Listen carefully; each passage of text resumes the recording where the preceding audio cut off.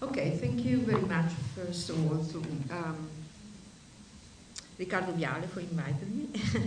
And I try to be very scholastic in answering the two questions that Riccardo asked us to answer when he invited us to give a paper here. The two questions are the following. How have the human sciences changed both methodologically and epistemologically? And what are the influence of Italian human science on the development of humanities abroad? So in what follows, I'd like to try to elaborate from both questions in proposing some brief reflections on the Italian contribution in the making or to the making of modern political studies. Now, before proceedings, I would like, though, to say something on the combination of humanity and science as a combination that, in relation to a discipline that is politics, indeed. So in the last few years, a collective reflection, both intellectual and curricular, over the situation of disciplinary knowledge and humanities in today's global university have been at the center of an intense debate, both in the States and in Europe. In a few words, we are here witnessing a pronounced skepticism about the contemporary pertinence of humanities-based education to current problems in social achievement and capacity to compete in a global sphere. Think about England, the cut of resources to humanities. This skepticism has energized rather than debilitating universities and departments, though, and prompt scholars to seek new venues to reconceptualizing and rearticulating the human sciences. I would like to just to mention an important international symposium held in Bologna last fall on this issue, and a series of seminars that are going to be at the center of an intense activity at the Human Center at Columbia in the next few years.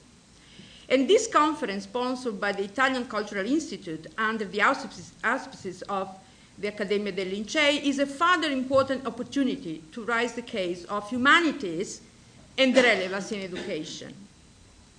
So it deserves to be noticed that the term human sciences is not of common usage in the Anglophone tradition. And moreover, it may be said to belong to another historical era. Indeed, the historical legacy of the name the human sciences would very much deserve to be part of a process of rethinking in what sense this name may lend itself to domains of inquiry and pedagogy in our own time. Perhaps, if in Anglophone world the term human sciences attracts now such an attention as a candidate for replacing humanities, one may think this is because humanities seek to save themselves by endorsing the grab of science. It is a self-survival kind of, which can be good though, because it can change the identity of human sciences. So, or perhaps the term human sciences may be more usefully mobilized in order to confront the widespread assumptions as to the dead end of humanities.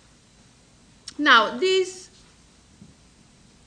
particularly interesting to explore what is perhaps one of the most eloquent and successful cases of hybridism or co-fertilizing of humanity and science to become human science, I mean the political studies, so as to prove that borders between them are porous, and a dualism and opposition are perhaps a wrong start anyway.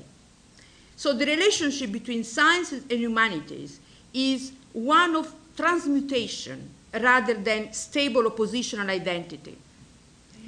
Both characteristics, porosity and change in identity, are detectable with the case I would like to present of today, that is the Italian contribution to political science or political theory. And I chose not to give you an historical overview. We know about that very much. The ideologies, the many authors. This morning have been many of them mentioned on purpose and appropriately. Now, the case, I would like to have to propose a different approach in order to answer the two questions in my own way, in some sense. So the case I will illustrate briefly is perhaps the most successful contribution of the Italian tradition to the scientific contamination of humanities in political science. Yet the perception of its belonging to humanity or science, of this particular contribution of political science, has changed through time, and this change has revealed both the mutation and the meaning of political studies, and the mutation and the meaning of political science. So the case I'm referring to is the theory of the political class, the theory of the elite. Or to be more precise, Gaetano Mosca's theory of the formation and change of the political class as a pillar of what he thought to be constructing, namely the science of politics. And his project was the first to be conceived in this way, deeply political in the strong sense, in the new Italy, just united. And in my view, is still very promising today as a kind of renaissance that we are witnessing of this theory of elite. So think about that. The American Political Sciences Association was founded in 1903. Yet the first relevant treaty that proposed a program of political science had been written in Italian more than 2 decades before by a scholar born and graduated in Palermo, Gaetano Mosca. Mosca developed his theory of the political class between 1879 and 1881 and published his first major work in 1884, the Teoretica dei Governi e Governo Parlamentare, and his major systematic work in 1896, Elementi di Scienza Politica. So the theory of representative government, the role of opinion, and more specifically of ideology in this government, in a government based on election, thus the transformation, the old theory of the forms of government by linking regimes to the type of political class and this method of renewal and selection, these were among the main contributions of Mosca to the constructing of this new discipline.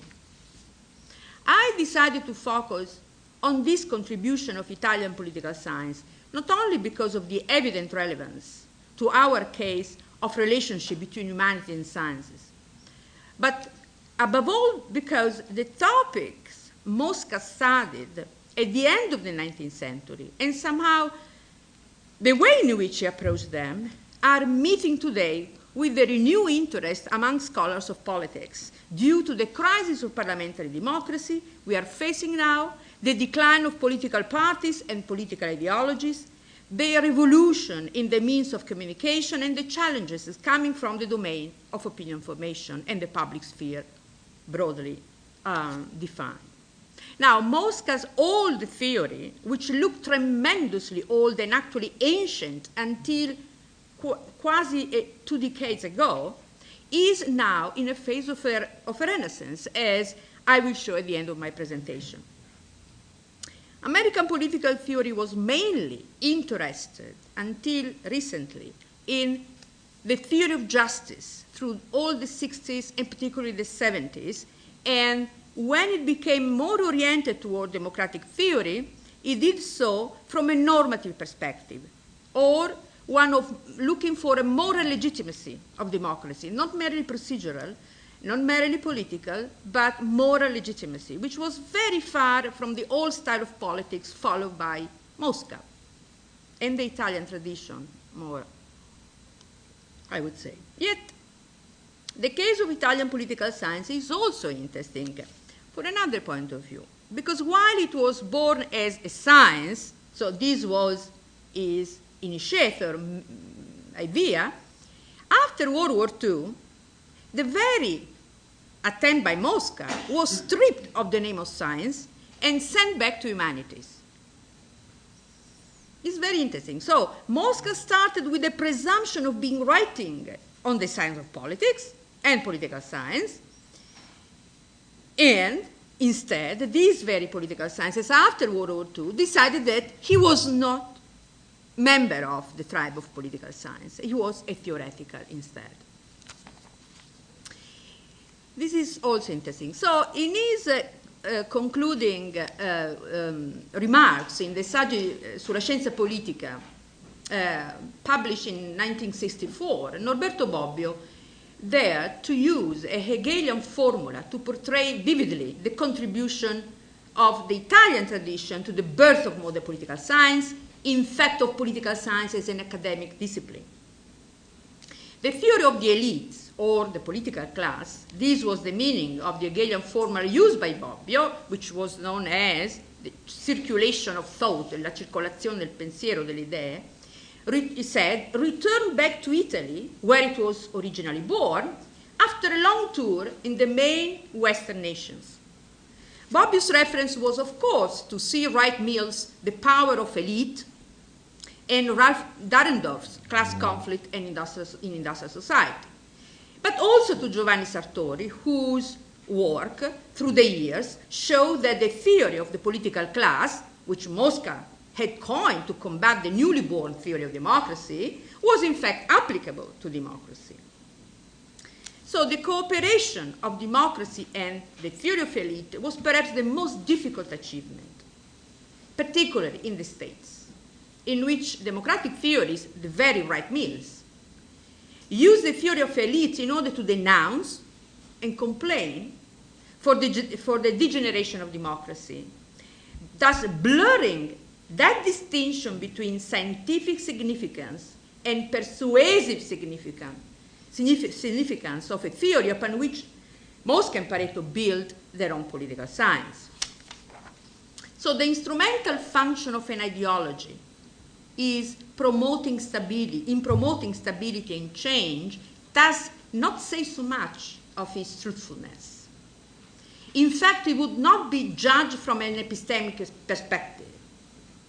This was perhaps the most controversial aspect provoked in that early definition of political science, which wanted to claim an autonomous meaning of political knowledge and value from episteme and morals. As Lippmann said in those very years, in the 40s, a true opinion can be less persuasive than a false one, while a false one can be more useful than a non-true one. So the exchange between usefulness and truthfulness, it was exactly what in this case, the Italian contribution at the beginning of the formation of political science. So the making of political opinion on an autonomous domain from episteme was perhaps the most important insight of the theory of the public political class. In fact, a contribution to the theory of democracy, regardless of the anti-democratic intentions of Mosca and Pareto, because democracy has to do with opinions, not with episteme, not with truth. So what kind of science Mosca was referring to when presented this theory of political class as the pillar of the science of politics? The Science of Politics, wrote Arthur Livingstone in the introduction to the first American edition of Mosca's The Ruling Class, 1939, was born in Italy, he said, Livingstone, as a combination of two perspectives of analysis: history as a domain of scientific data, and information through observations that political scholars would use to devise what? Laws of tendency of social and political changes, without serving any moral ideals or supposed truth. So the Science of Politics that Italian scholars launched at the end of the 19th century was born in a tradition of Machiavelli, not Thomas Hobbes. Machiavelli and Hobbes represented two competing ways to political science or theory. The former was based in the humanist tradition, history in particular, and tried to make politics the object of an autonomous reflection. Hobbes wanted to anchor the knowledge of human society on some clear and simple ideas, à la Descartes, which he derived by isolating from the complexity of human life those factors that would serve to explain the political phenomenon of disorder. So Hobbes made all humans acting according to reason of passions and instrumental calculus in view of solving the main problem, self-preservation in a situation of scarcity of resources. From the assumption that the bare life is the only good that all humans seek to preserve, perhaps they didn't know about suicidal terrorism, they don't care about it. This is an important issue.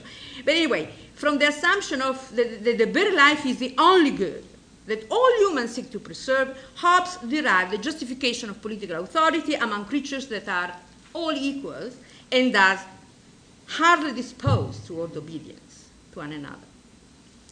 The other direction that political science took in the tradition of Machiavelli, but later on Montesquieu, Tocqueville, Weber, and of course Mosca, was instead rooted in the humanist as historical tradition, collecting knowledge of all civilizations, epochs, and social domains from politics, religion, economics, literature, in order to distillate some ideal types or laws of tendency. In the 19th century, the century of the birth of historical science, as this morning Tortorolo told us, but also the century of positivism, this method of generalization and laws of tendency in political discipline was certainly more successful.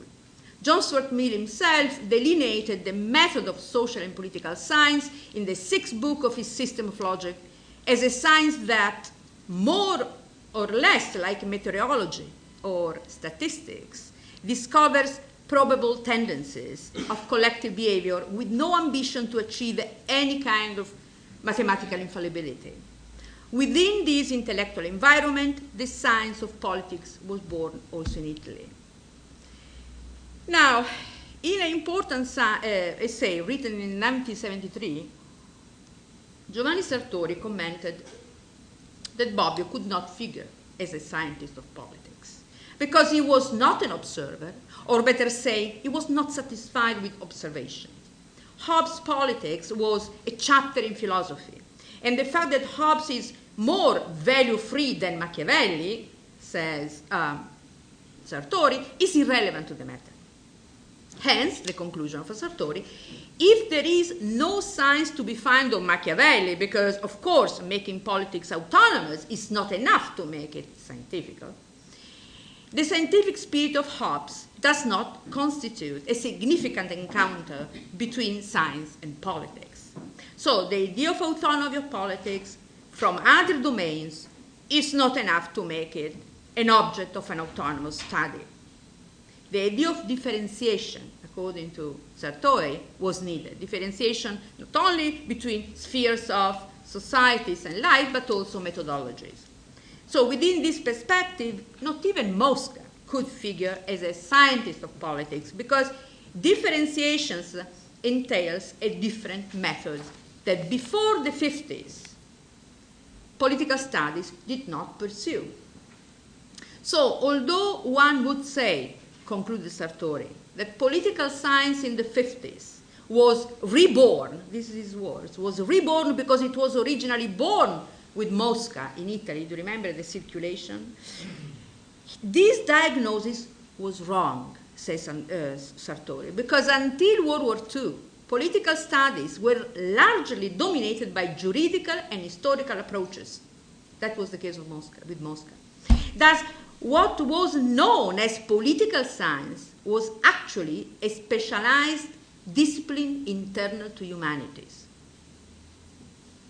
So Mosca's contribution to the studies of politics as the studies of changes that take place in the organized and differentiated human aggregation called society can be appreciated if we compare it with Mosca's own contemporaries. For instance, with his most important inspirer, Hippolyte Taine. In his work on the Ancien Régime, Taine sought to understand the origins of the French Revolution in the decadence of the groups, political and social and economic groups, that had run the country under the absolute monarchy.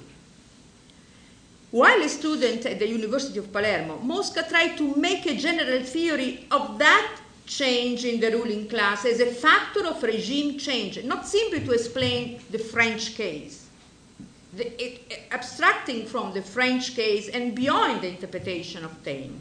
So Mosca overcame the national, moral, and historical borders and thought according to a process of distinction and differentiation.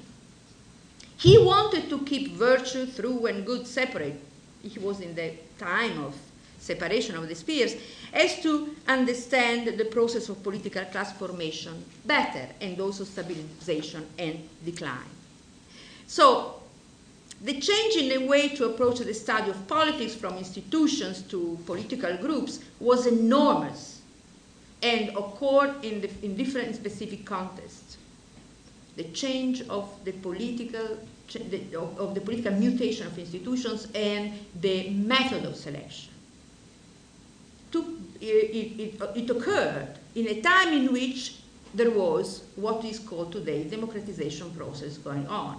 That is the birth of and consolidation of representative government with elections as a system of selections brought up front the role of personality and characters in politics, but also the role of alliances and competition between social and political groups.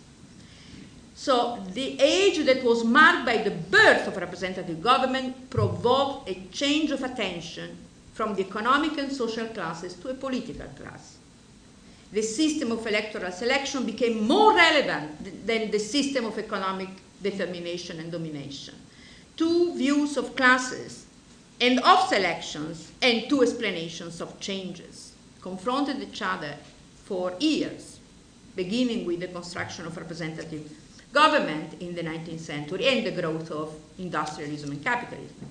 So in the view of this important distinction, we may capture the impact of Mosca's political formula on Italian socialist and Marxist tradition also, which, as we know, developed a strong interest in the formation of ideology and the process of consensus as condition for political changes more than the insistence of an economic classes and determination.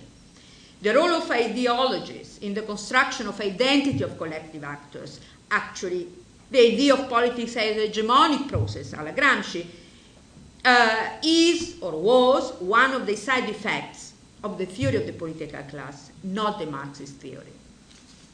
It is a very political phenomenon, even in the reinterpretation of social issues that is important, that started in those years. As I said, the primary intention of Mosca was to criticize the democratic theory, the idea that politics can exist with an equal distribution of power and majority rule. Against this ideal view, Mosca argued that societies are always ruled by minorities. Rather than a classification of the forms of governments, this new perspective pivoted on the selection, that is to say, on the competition and the procedural kind of selection these amounted to. If forms of government reflected the classification of the ruling class, by military, priestly, hereditary, merit, money, it was possible to say that the democratic method was a new way of making the few accepted as leaders by the many. So election came to be seen as a way for justifying selection in a time in which equality and consent claimed to be the legitimate criteria, no longer money or competence or birth. So you see, there is the democratic element, regardless of what Mosca wanted to underline. So the political formulas introduced by Mosca should not be seen as deliberate deceptions and mystifications on the part of the scheming rulers. Indeed, they express a need of justification for ruling. And this marks in and by itself the overcoming of force and violence as method of selections, but also naked economic wealth. We may say that the substitution of physical and social factors with rules and procedures of selections reveals that Mosca proposed actually a judgment of value. It was not completely an objectivist, as he claimed, or an evaluation on the levels or types of civilizations.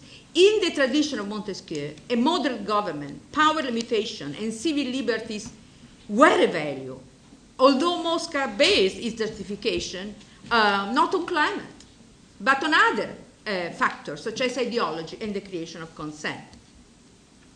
So issues related to the formation of the public sphere are central in contemporary political theory, particularly democratic theory. The renaissance in recent years of the studies on representation, the analysis of the patterns of transformation of representative government per effect of the transformation of the forms and organizations of the political groups that manage political competition, and the formation of consent are the challenging topics of research in our departments. How would the system of media and technological innovation of the means of opinion formation change the nature of representative democracy? Are political parties still the actors in the managing of representative democracy? If we pay attention to the work of Bernard Manin on representative government, of Geoffrey Winters on oligarchy, on Geoffrey Green on plebiscitarian democracy, on Ernesto Laclau on populism, we cannot but appreciate the extraordinary rich destiny of the theory that Mosca devised in 1881. So, from Gramsci's study on the process of hegemonic consensus to Schumpeter's theory of democracy as a method of political selection, to Bobbius and Dahl's contribution to the normative conception of democratic proceduralism, these pivotal contributions reveal the subterranean presence of the idea of the political science that emerged in Italy at the end of the 19th century.